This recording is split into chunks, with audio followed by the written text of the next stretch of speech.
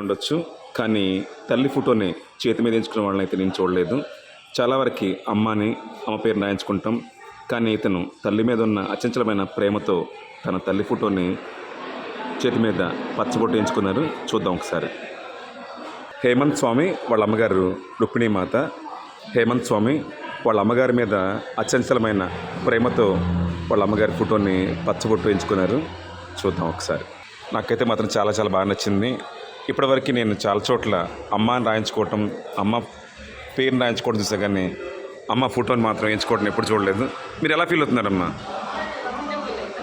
తెలుసా మీకు ఆ విషయం ఎంచుకుంటున్నారని? ఓకే, 2 years అయింది. చిన్నప్పుడు ఎలా ఉండేవాడు హేమంత్ స్వామి?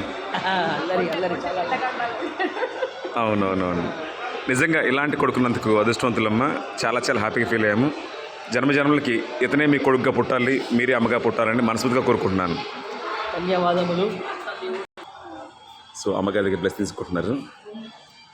సో ఇద్దరు కూడా మాతో పాటు ఈ జర్నీ చేయటం, వీళ్ళతో మేము పంచుకోవటం జర్నీ మాకు చాలా హ్యాపీగా ఉంది. చాలా హ్యాపీ ఫీల్ అవుతున్నాం.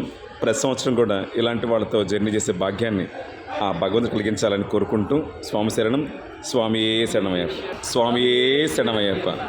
మాత రుక్మిణితో హేమంత్, నేను మీ వెంకట్ని. ఈ వీడియో ఎప్పటికీ మాకు గుర్తుగా ఉంటుంది. Thank you.